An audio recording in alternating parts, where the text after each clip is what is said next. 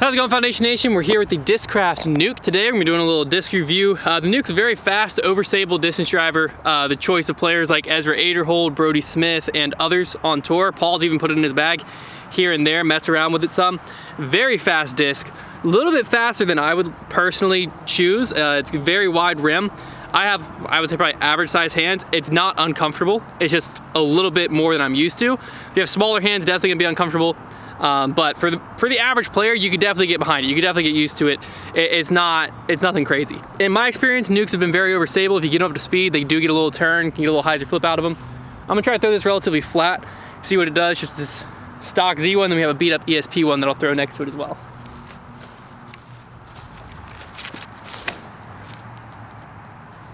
Oh, wow. I was actually able to get considerable amount of turn out of that. Was not expecting that.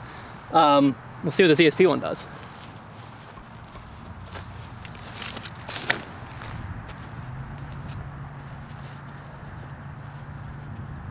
Okay. Those are both a lot flippier than I expected them to be completely honest with you. I've had a Nuke before, it was like just absolute meat hook.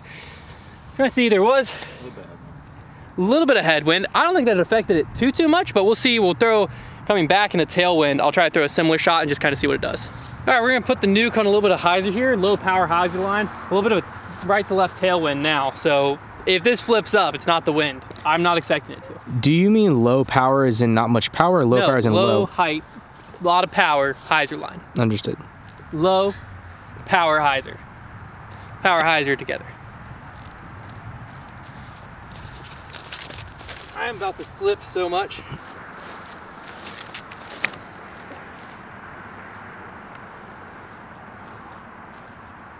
Yeah.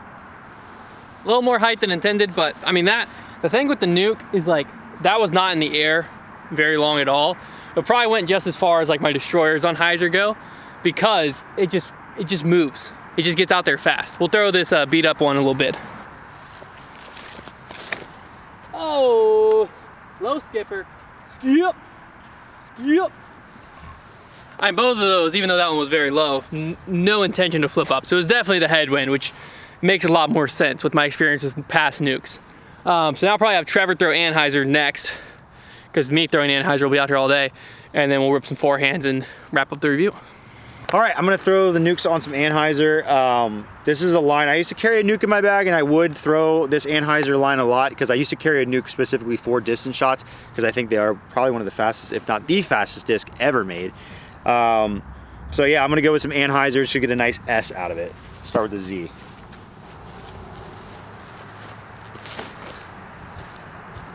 I cranked over on that a little bit. That one I cranked over on a little bit, didn't give enough height, so it kind of just held the turn. We'll try and give this one a little more of a chance.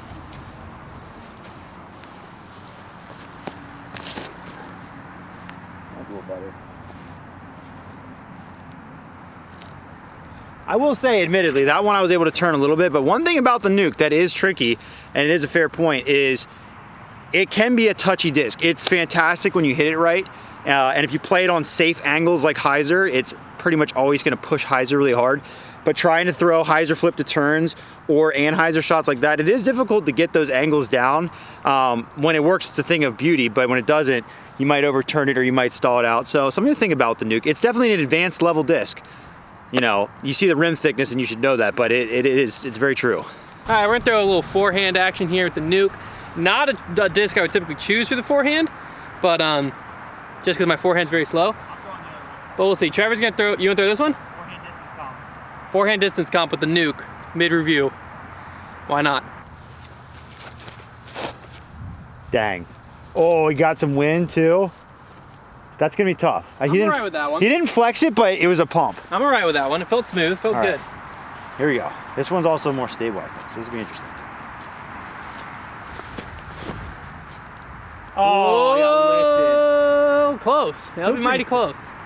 I think I might have got it. I think you got me. We'll find out. But as you can see with the forehand, very similar to the backhand. It just pushes out there really far, gets out there fast, hard finish at the end. We'll walk out there, collect those, and then I'll wrap up the Nuke review for you.